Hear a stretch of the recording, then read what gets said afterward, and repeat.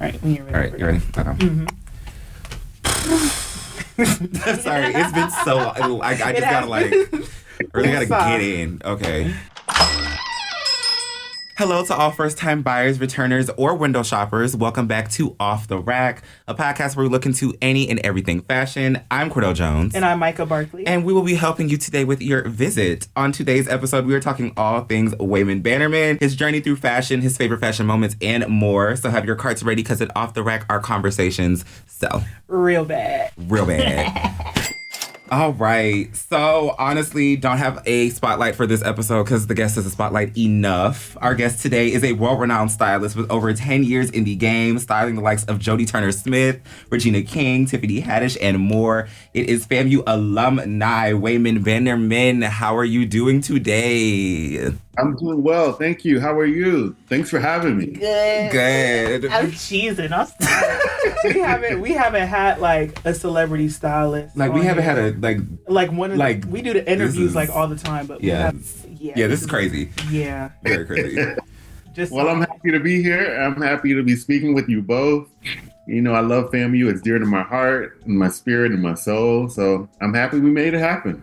Definitely. I feel like before we get into like the baseline questions, can we kind of get like an overview of you just starting out, I would say, through FAMU and like what did you want to do here? How did you, when you graduated, just take off? Like what is the process that you kind of went through to do what you are doing now?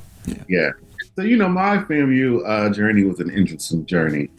When I came to the campus, I was an electrical engineer major. Hello? My God. Oh. Jesus. Okay. So I got to the campus because I started in the summer before the fall. So I got to the campus and then I went to the engineering school, and I didn't know that it was a different school outside of the actual campus. I got there and I was like, I don't think I want to do this. So I immediately changed my major from electrical engineering to computer information systems. Okay.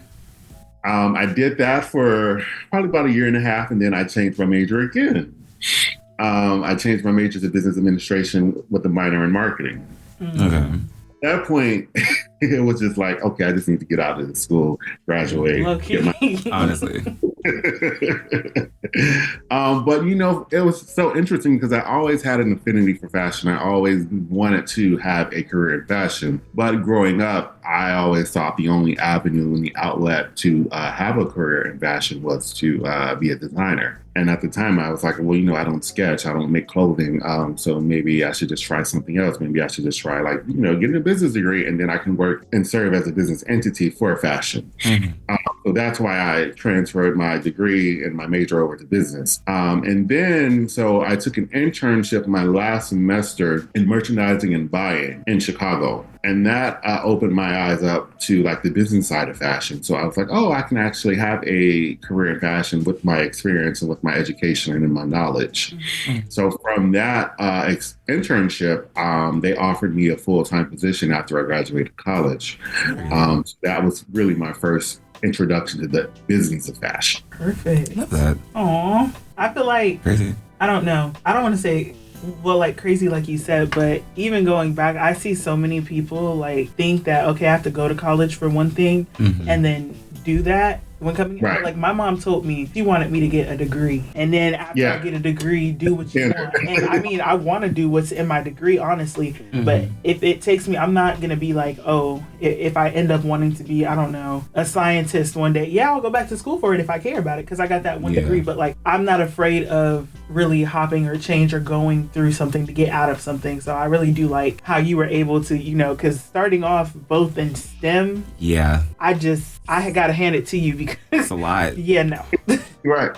The thing about me, I was always very adamant about finding a way to do what I wanted to do. Regardless of what I was doing, I was going to find a way to make that work for what I want to do. Right. And I think that just kind of paid off and really curtailed my journey really, honestly, because even though business of fashion is not where I wanted to land, I knew I wanted to land on the creative side. Yeah. But I knew the business side is a good foundation to be creative, and a lot of creatives, a lot of designers, a lot of houses, stylists, et cetera, need to know the foundation of how to run a company, especially if they're an entrepreneur. And that separates the good from the great, having that business degree, having that business acumen, that experience to really propel your creativity and how to market your creativity as well. So that was, I was always trying to find the dots to connect them together and making sure, it popped off. I'm 100% with that. Like, even in J school here, I always tell people, like, the things and the programs that we have here, participate in them and get all you can out of them, because you never know when you can apply those technical or even soft skills to something else. Yeah. Like, you never know what type of opportunities you can even get out. Even if you need to just get your foot in the door or an excuse to move to this state for something, you can find something else. But this is your excuse right now. Have stable income or do whatever the case may be, but you're in New York or you're in Atlanta or LA and stuff like that. So exactly, because also having that business degree, to the beginning of my story, I actually left out this part of the story. When I graduated, I had 2 offers. One was at JP Chase in New York that started a year later, and then the opportunity that was in merchandising and buying started immediately. So in my head, and I don't tell people to do this, I accepted both jobs, but I was going to go to the first job for about a year, but I didn't tell anyone that, because we were always told, you got to start a job. When you get on a job, you start it, you stay there for 2 years, X, Y, Z. And that was never going to be my journey. That was never going to be my story. So I accepted both offers quietly because I knew I needed to get to New York for fashion. Talk about it. I gotta get to New York. I gotta get to New York. So when the JP Chase job started, I was going to FIT at night. I was taking a 2-year associate's program. And when I finished that program, I quit my job. I left JP Chase and I started interning and assisting at every stylist that will accept me. New York. And from there, I worked with some of the greats. I worked with Constance White. At the time, she was the editor-in-chief of Essence magazine. I worked with June Ambrose.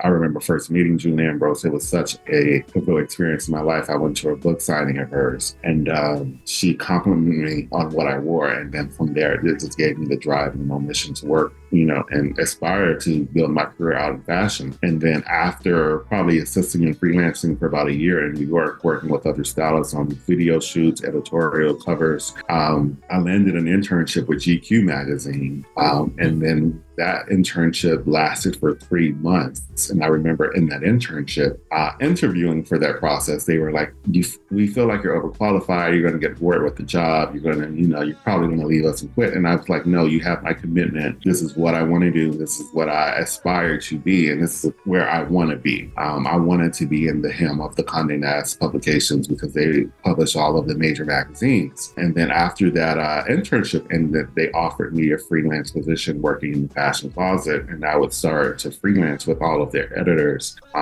with their contributing stylists as well. And it really just helped put my name and my experience and my professionalism out there, and it really helped grow my career. So I pretty much jumped from job to job within the fashion editorial for about 3 to 4 years, and it kept me busy until I really could build my own portfolio and create my own lane for fashion and my own point of view of what I wanted to do and say as a stylist. And stop me if I'm talking too much. No, you're fine. No, you're fine. You're fine. This is great. I feel like I jumped us ahead. This is the first, like we said, this is the first time we've had like a yeah. I call you a celebrity. Look, you got a celebrity, but alumni. So I'm just like, the main question that a lot of people have that you answered is like, a lot of people give the cheesy, if you just believe in yourself. You told us, okay, you applied for this. You told us, don't do this, but this is what I did, X, Y, and Z, and got us there. But we can start with some of our basic baseline questions that we ask everyone. They're kind of fun, just to get to know you as a person too. So this kind of question actually doubles that I'm gonna ask. So the best place to shop at, but could we do it like, what is your favorite place to shop at? And when it comes to you styling people, where do you immediately, okay, I have to style this person, this is the brand I'm gonna go to, or these are the places I'm gonna look at while getting my stuff? Okay. So I am a really big fan of high-low. And when I say high-low, it's like mixing your high-end brands with mixing like real. your real affordable. You know, right now I got on a Target t-shirt that I love and nobody's about to pack. Yes. You know, because they are just the base for everything. But I have it on with some, you know, Martine Rose sweatpants, you know, so I mix that a lot. So I like to shop at I actually love right now online retailers like Essence, Farfetch, Forward, ASOS, Zara.com. Like I love online retailers because I can visualize it on me creatively and I can visualize it on my clients as well. And I'm able to like acquire something from one site to match it and mix it with something from another site. So I really love and enjoy the online retailer space, and it's convenient. It can come to your home. If it doesn't work out, you can just put it right back in the box and return it. So that's kind of where I'm in right now. What about you, Cordell? It's ASOS at this point. It's been stuck. I've been getting most of my grad stuff from there. Yeah. All my little knock around outfits kind of just been there. The money has been tight, so we're shopping on a budget, and ASOS has been fulfilling that budget. So, I live with that. And then, you know, the great thing about that is that you can wear it for a little bit and then you can move on and not feel any remorse for moving on, you know? Yeah. Yeah. For myself, we've talked about this on multiple different episodes. My style, since we started like the podcast, my style has changed like 11 times. Yes. But right now I'm all about I'm not in between. It's either just comfort or business because of the type of classes we're doing or even interviews and stuff that we have. So I have to buy more formal business professional clothes. But my casual clothes, I don't wear too much streetwear anymore because I feel like I used to like the baggy look of everything, baggy jeans, baggy shirts and everything like that. Kind of started to get out of that, but I like baggy, comfortable clothes. So the main places I've actually been shopping, Target #1 because of their flared leggings from, Wild Fable? Shout out Wild Fable. Thank you. So them for sure. And they have some other cute brands, but none of those really fit my style too much, but I like the type of leggings that they have. They have straight leg, not leggings, but sweatpants. I don't like the joggers that scrunch. Yeah. I like either flared or just straight leg. They have a lot of those at Target. They kind of high, like $30. But anyway, so it's either there, and then the other place I've been going to is like Marshalls and TJ Maxx. Honestly, you can find great stuff there. Even your homes, it's like Marshalls and TJ Maxx. Like I go and stack up on those candles. Let's talk about it. I only go to Marshall for my candles. No, that's understandable. $7 candles, and they smell amazing. Instead of going to Bath and Body Works, no shade, because my mama get the deals from Bath and Body Works. Can't even lie. But I'm not paying $25 for 3 wick candles, one candle, when I could buy 3 of those candles at Marshalls. Literally, you know. So there, and then I like getting skincare from Marshalls, TJ Maxx, and stuff. But I thoroughly research, make sure those products are good before I take it out. But the clothing styles that they have there, it's really been fitting me lately, the type of style that I like and the comfort and just, I don't know. That's been my favorite as of right now for sure. And I think it's about finding those, like making that experience of finding what works for you a great experience. Because, you can find your vibe and your style at 3 stores. And when you mix it and match it together, it becomes your own identity. Yes. So I think beauty in that. And you should make that fun. And anyone who's looking to define their style, try out a couple stores and start, shopping and sightseeing, seeing what's out there before you just kind of like, okay, I'm just going to settle on this thing from this one store. Have some fun with it. It's supposed to be an expression of yourself and an extension of yourself as well. So why not? Right. Yeah. So our next question is currently like in your closet, or even since you style, of course, even if you style this on somebody, what is your favorite clothing piece right now or accessory that either you always wear it, or you can't wait to wear it, or all that stuff? My favorite item right now is the Balenciaga dad sneaker. I wear those almost every day. Any day that I can, I usually wear those. That's just my favorite sneaker. It's comfortable. It's stylish. It's a good investment. And like I said, my black tees from Target, I'm always getting the fresh pack of 3. That's real. Cordell? Honestly, and I feel like, Micah, you there's no we way have the same one. It would have to be. One. It would have to be the same one. Yeah. So we had a designer on here previously who was from Tallahassee, and they made these Birkenstocks that are covered in green grass turf. Oh, and okay. we have been wearing them Non-stop. basically every day. If there hasn't been a day where we wear them, they're like, I kind of want to take the shoe off. I wish I had them on me today. That's what's funny. So I'm going to do it. Hold on. Yeah. Oh, wow. So perfect. we can hold them up, but they look like this. Those It's are like so grass, good. but they're literally like Birkenstocks with turf on them. But the main thing is comfort. Like I keep saying, for me. So if these were just regular Birkenstocks, I'd wear them every day because of how comfortable they are. The ribbon and running I don't have time to dress up anymore. These shoes add that dress up because it's a comfortable shoe, mind you. But everybody just stares every time. Like somebody will look and, is that grass? It is. It is. But I love it so much because of the comfortability. And I know some fashion moments, they're not all comfortable, but I love these so much that they're so comfortable. Do they go with every outfit? No. Not at all. Yes. Not at all. But they work. But yes, they work. If that makes sense. With certain outfits, because I have somewhere to go after this. I'm wearing business at the top, and my slides before I put on the heels are those. Does that go together? No. Do I look good? You're a woman of nature. That's really I'm a woman of nature. What So that kind of. Wow, you're doing it very smart. I love that. Yes. So, and they look great with anything flared. Yeah. Because me and the flared and straight, like they just. They're great flared. They're great. They're a great brand. You get that little peak in the front, and that's all you need. Yes, they get a little peak, but people are just. It's not like it's just a green shoe. Everyone's looking because it's literally like sticking out like grass, and it's like you're getting stares wherever you go in the best way possible. Like I love it so much. Yeah, so great. So our last baseline question is you kind of talked about it a little bit when we were talking about the places to shop at, but what is one fashion tip that you would give to anyone that's trying to, it doesn't have to be a stylist, but they're trying to just style themselves or figure out their unique style, because that's kind of something that we were talking about at the beginning when we were doing our podcast and stuff. It's like, dang, like I keep changing it, and then even now I feel like I fell out of who I used to be with the way I used to dress, because the vision was there. Was the money there? No, but the vision was there.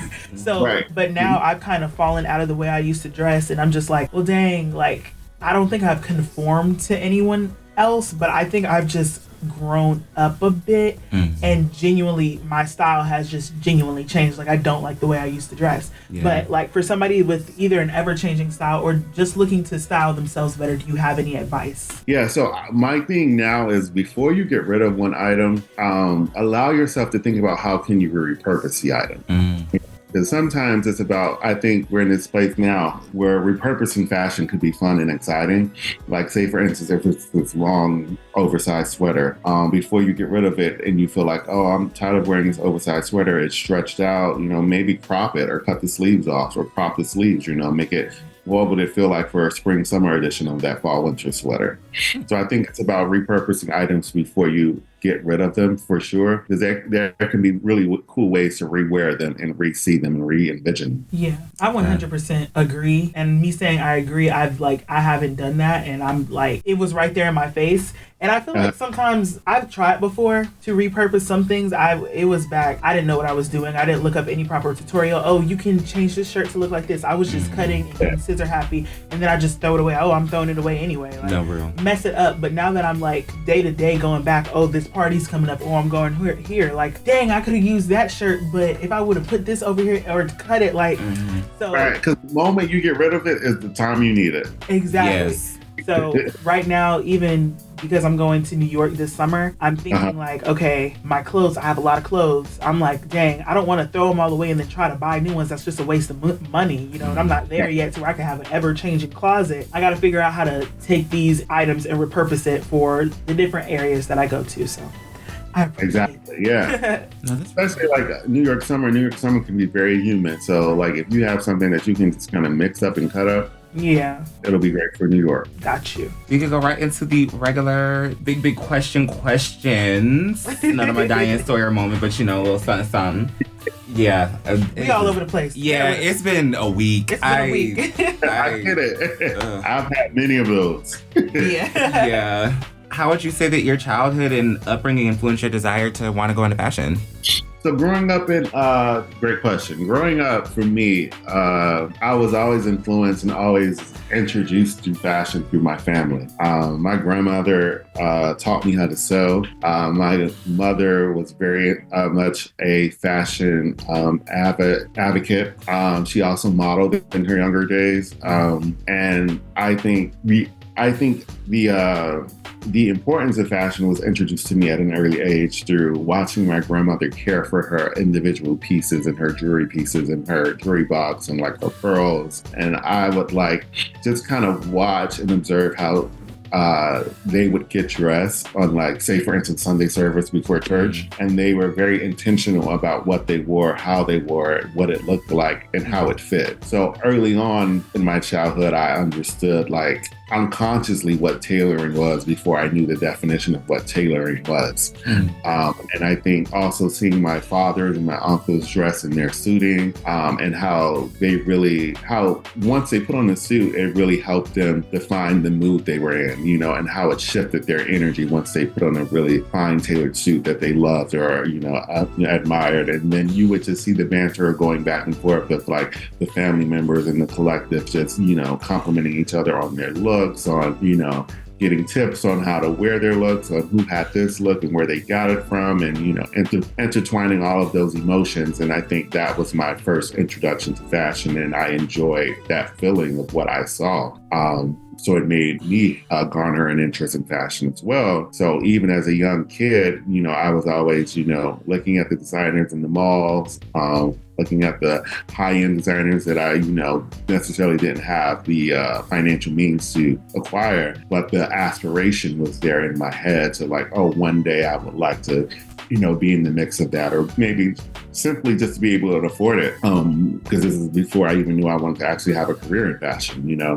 I would go to the mall with my mother sometimes on a Saturday, and we would just kind of, you know, walk the mall and look at clothing. And sometimes we didn't buy anything, you know. The joy was just going in and looking at the creative, you know, options that were in the mall at the time for each season. So I think that just really stayed with me and carried me. And once I became, you know, adolescent and into my teenage years, I really just, you know, enjoyed the element of dressing up, you know, making it feel special. When you have those big moments, whether it's weddings, birthday parties, homecomings, proms, when you have a moment to dress up, you know, it really was, you know, sparked a joy in me.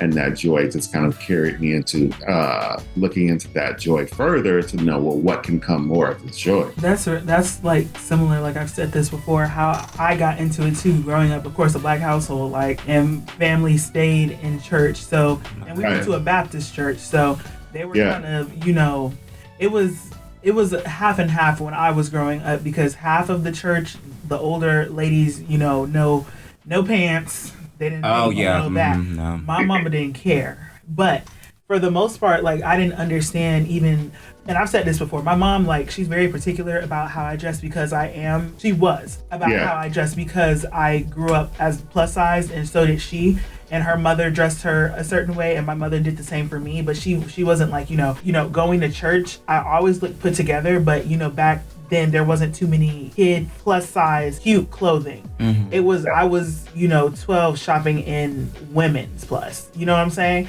So, like, she had to find what she needed to find for me. But she, like, sometimes I'd be like, she dressed me until I was literally like 16. Like, I'm not gonna even lie. So for like my 16th birthday, there was certain things she wanted me to wear and stuff like that, and I didn't understand it then. But even going into seeing, you know, how she wanted me, my family's from up north too, so it was kind of like they always got dressed up. I always got compliments because of the way I didn't understand, because I was like, I think this looks ugly. But no, for a daughter, in comparison to what other children were allowed to wear to church, a lot of people and elderly mothers complimented my mother, like, you always have her put together and dressed correctly. Now at my age, I'm only 22, but like looking back, I 100% understand it, and I'm remembering all the outfits. They weren't bad. I was just, I wanted to have an argument with her because, I wanted it to be different. Because I was wearing that colored shirt. I'm not wearing that. Like, what's the issue with me wearing that? I never understood it because I wanted to be allowed to make those mistakes, but I understood there was a time and a place, and church wasn't the time to be looking. I didn't feel like getting talked about. My mother refused. But that's kind of where it started for me with the, I don't want to say over the top, but Easter was my, you know, man. Easter was my Sunday. I looked good. The mothers looked good. Them hats. So I feel like some of those things stuck in the back of my mind. And when it comes to dressing up business and stuff, like even when I have a presentation or something like that, I take that into today for me. No, that's real. Honestly, I feel like even when I think about it, sometimes the Black church is almost like, I guess as a kid, that's like your first fashion show. Because it's like you're seeing everybody like dolled up, dressed to the nines, especially like the first ladies in the front row, everybody with the big church hats, especially if it's a Baptist church, everybody's just decked out. With the fan. Yes. Literally. And references that I still use in my styling to this day.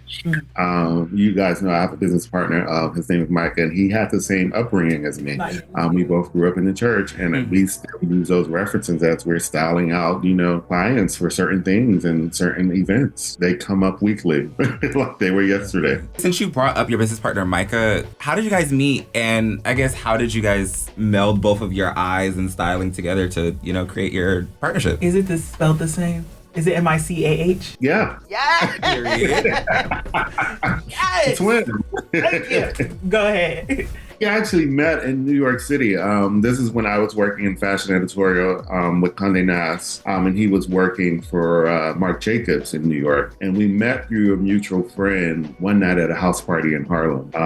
And then our friend that was mutual introduced us to one another. And then we realized we had so many like parallels and common interests, and just in fashion alone together. So we all became friends. We all started hanging out. And then fast forward to one year, we were doing vision boards for the new year in my apartment in Harlem. And for our vision boards, we were working on our vision boards professionally and personally. And when we got to the professional side, a lot of what we wanted to acquire for our careers were so aligned. Like, we know this is the year we both know we wanted to move into celebrity wardrobe dressing, because prior to that, we were doing fashion editorial. So fashion editorial and celebrity wardrobe dressing are completely two separate entities when you really dive into it. But we know we wanted to start dressing clients and having clients for the red carpet and events versus doing magazines and editorials and covers.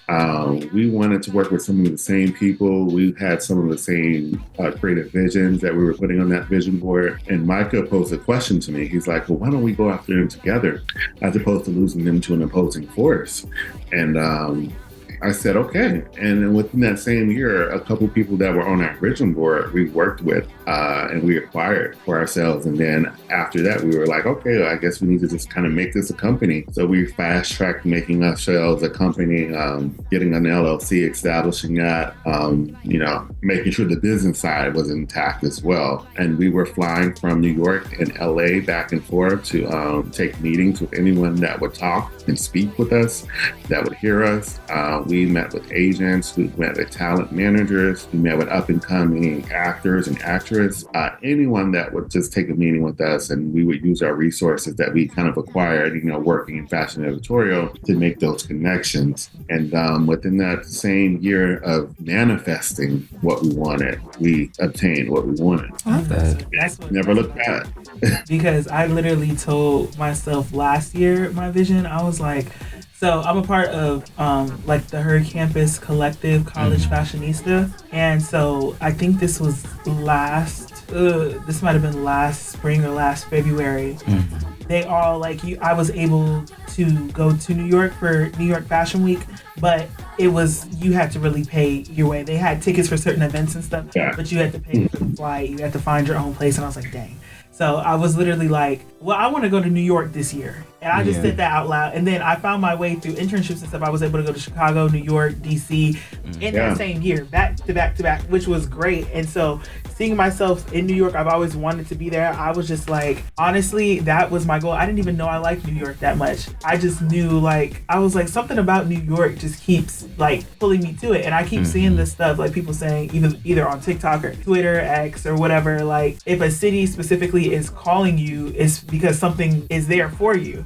And so the fact that I'm going like for an internship, I'm like, dang, like this is too much of a coincidence. Now you never know. I could end up getting called somewhere else, but it's really giving New York right now. It is. And I'm very excited for that, honestly. That's real. And then also, if that city's calling you, it could be a story in your journey that's very purposeful. Yes, so, sometimes you got to listen to that energy. Yeah, it doesn't even, I might only be there for a year, but there's a whole thing that could happen in a whole year. Hopefully I'm there longer. But we manifest you there longer. I manifest it ain't gonna be no, yes, it's Lord. gonna be on the internship. Yes. Jesus. Because I need somebody to visit, so we gotta make it work. We're gonna all pile up into that studio apartment. Oh. Right. Been there. I mean, been there. Okay. I mean, get yourself a hotel. Okay. Oh, not too much. Okay. Not too much. Okay. I'm just saying. Okay. All right. If you try to get to New York, I got a few air mattresses. I mean, I would get there. Okay. By boat or by plane, I will make my way. Look, by bus or by train. Hello. Hallelujah. Yeah, make your way. Hook or crook, I'm gonna get I always there. encourage people to spend time in New York. Spending time in New York is some of the best years of my life, honestly, and it really helped matriculate who I am now. Like the life lessons you learn by spending time in New York are priceless. Okay. I'm excited. It should be. I know. My next question is just through styling many celebrities, including Davine Joy Randolph's, Coleman Domingo, Regina King, and so many more. How have you learned to adapt to each client's fashion needs while keeping your eye on what's trending or current, I guess, within the fashion world? I think what we do and what we really allow ourselves to understand is first them as an individual. Mm-hmm. Even before we get into the creative of, what are they going to wear and, where are they going to wear this to, we like to understand who they are as a person. So it's like understanding the authentic them and who they are, first before diving into the fashion element of what we offer, so we can know how to tell who they are and their personality through storytelling of fashion. And I think that's why we're able to make each client feel so special and unique, and be unique on the red carpet, because we like to. It's coming from a place of understanding who they are as a person and bringing out those elements of what excites them, what makes them happy, what their joys are, what their assets are, and bringing it into a place of fashion and storytelling of what that story can be conveyed as, because it also has the element of their energy, their personality, their insight with the clothing. I love that. Honestly, I wanted to follow that up with, I guess, which client have you learned the most from in terms of styling them? Oh my gosh,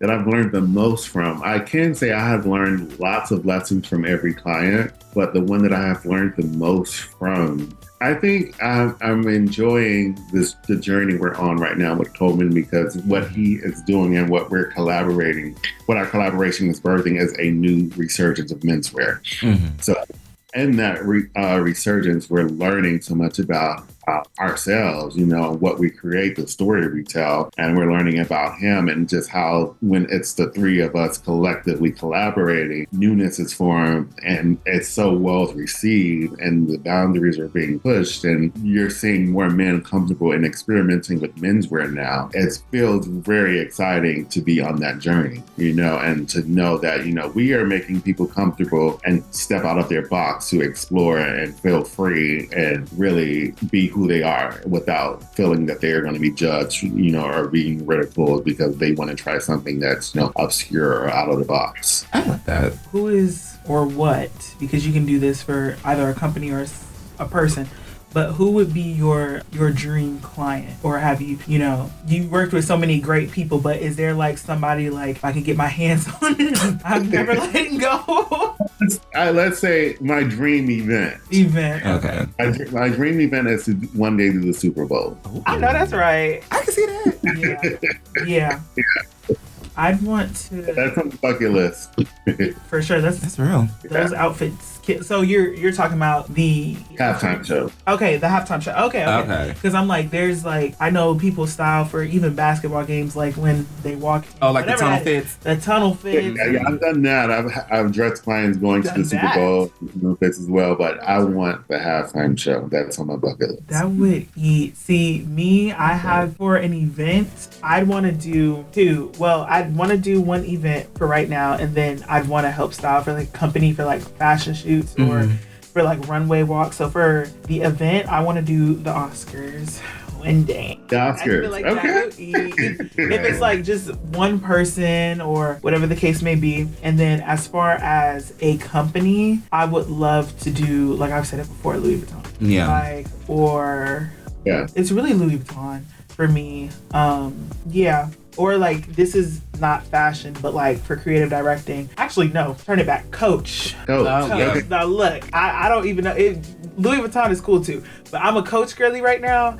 And even if it's not just people wearing certain Coach items, as far as accessories or like staging bracelet stacks to be taken a picture of, like basic stuff like that I like. Or even, you know, creating the background or helping create the setup for like a perfume shoot. Like, you know, just placing certain things. I feel like that would be cute. That would be really dope. Yeah. And Coach has a really great creative director, and they're doing amazing things over there. So They are. great brand. Yes.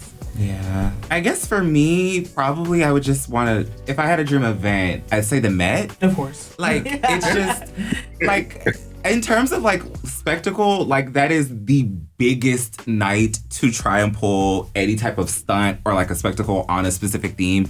And even this year's with, like, Black dandyism, so much of it relating so much into Black culture, like, the possibilities are endless. And, like, that would be such a cool opportunity to kind of have. I can see that though. And I It's guess, such a moment. It's such a joy too, and it's such a rush. But I love the Met, and I just love everything about the Met surrounding Met. It's a stylist reward, you know. mm-hmm. It definitely is. And I never knew that because up until 2016, 17, I never knew what the Met was.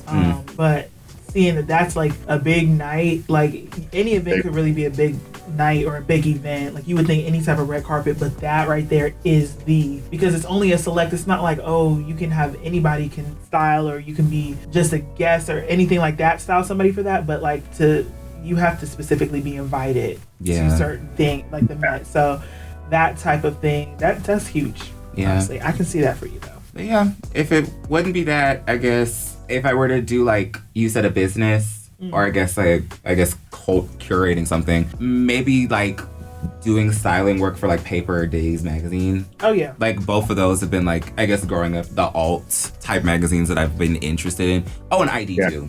ID for sure. Yeah. Like those three, doing something with some brand or like an indie designer and just like putting them in a very interesting spread or layout would be really cool to do. I love that. Yeah. So You for got great taste. yeah, he does. Cordell is that like. Please. Cordell's he's downplaying himself. I'm not. I'm just Cordell like just I'm just downplays very himself out of it. because It's like it's ugh. It's like we've been doing this for so long to the point where we're tired of Yeah. See, it's like I love fashion, but sometimes I be like, dang. Like It's just so much to keep up with. Yeah. Like even going back to what you're saying, like Yeah, it stays moving. yeah. But I guess for one of our last questions, we're not towards the middle of the year yet. It's only March. It feels like it's It feels like October. we're already in June. Like I'm already feeling like we in the summer. It's hot. Like Yeah, but Midsummer. that's what I'm saying. Basically. That's what I'm saying. But even though we're not at the middle yet, what has been your favorite styling moment of 2025? Favorite styling moment of 2025 was Oscars Day. We had a great day. We dressed Coleman. We dressed for ceremony. We dressed Devine for ceremony. And then for Vanity Fair Oscar party, we had about 7 or 8 clients. And they all looked amazing. And that was a really great day. And everything went over smooth with our team. It was such a beautiful moment. And we were really happy with how it turned out. Yeah. Do you see yourself as a stylist right now? I know this may be in the future or too far to tell, but do you see yourself coming out with your own clothing line or trying to have some type of collab with an established brand? Or do you have any aspirations of doing that? Absolutely. I do have aspirations of expanding so much knowledge that we've learned and acquired through styling, and also dressing women of curves. There's a level of education that's not out there yet that I would like to offer. I appreciate that because we've had talks about it now because you know there's just, as a plus size woman, there's more of a variety now. I will say that I can get into, that's my style, but there's also not. And I can understand, like, we've had conversations before about, you know, even on Amazon, for example, if you have like Halloween costume, for example, if you have like an extra small through a large, you have all the accessories and it looks so nice. But then all the plus size women, you get a bodysuit with the design printed on it, or just certain things from different brands. I understand how, you know, we're asking for the same designs, for example, but they'll like try to make it one size fits all. We want certain brands. Okay, you fit it. The dimensions on a small girl aren't the same dimensions and the same stretchiness or whatever that it would be on a plus size woman. So we try to ask brands, you know, I know it costs some money sometimes, but to take that extra care to make sure it looks good on them, it looks good on us as well. Or even if you have to change certain things. So I like that you're starting with that, because I feel like some other brands, their excuse are, you know, we're going to lose money if we make all these sizes and nobody buys them. You can't estimate that, because there's been what research have you done to show that plus size? We can't buy it to show you the research because it's not there. You know? So really, you said it. It's not there. Yeah. So that's how I am right now. And that's definitely like, I do plan on having a clothing line in the future. And it would kind of be a mix of just from anywhere from higher fashion to just street wear, you know, maybe something in Target, that type of thing. So it could be anywhere, but that's definitely what I'm going to prioritize, because I feel like certain designs and certain things that play into confidence is definitely clothes, and having those options for plus size people, or not even just plus size people, taller people with longer torso, like those dimensions. It takes time and effort to really curate or change these dimensions, not just, okay, let me do a simple equation to blow this up and blow these numbers up. Like, no, make sure it wraps around a certain person this way. Even, you know, that's my whole rant. But no, it's real. I always can stand on that soapbox, because it's real. I'm glad you see that, because that is a market that we all have to take our part in, and making sure that voice is heard, and making sure it's given the proper attention, because it's needed. For sure. Anything else? Well, yeah, we can never end these correctly. Every time we get to the end, it's just, you know. Yeah. So, how's the weather over there? You know, basically, it gives that. It's, oh, my food was great. How was yours? We're so unserious. Yeah. But we thank you so much for joining us. I enjoyed speaking with you both. This was a pleasure. Anytime you need me, I'm here. Thank you. Thank you so much. Back at FAMU. Love you all. Out one day. I'm going to you when I get a little more young. I feel like help. Where can they find you on social media? My social media handle for Instagram is at WAYDB, and also my professional page, so you can see my work, is at Wayman and Micah. So that's WAYMANANDMICAH, Wayman and Micah. I love that. Where can they find you, Cordell? Oh my God. Well, if you don't find me just walking around Tallahassee or inside of my apartment, I am on Instagram at CRDLLLL. That is at CRDLLLL. Yeah. No vowels. None. And I'm basic. I'm just at Micah Barkley, MICAHBARKLEY on Instagram. My Twitter is private. Don't look for me. Thank you. Please, Micah. I'm just being honest. I mean, yes, but you know. I just had to give a disclaimer, because I used to give my Twitter out, but I changed the handle and everything. I mean, you did, but it was kind of like, because I'll look for it. Don't look for me, guys. I mean, it's nothing bad on there. I just post a lot of things about K-pop and yeah. Anyways. I cannot. Okay, thank you guys for joining us, and we'll see you in the next episode. All right, bye. Bye. Off the Rack is produced in the studios of WANM-FM 90.5 in the School of Journalism and Graphic Communication at Florida A&M University.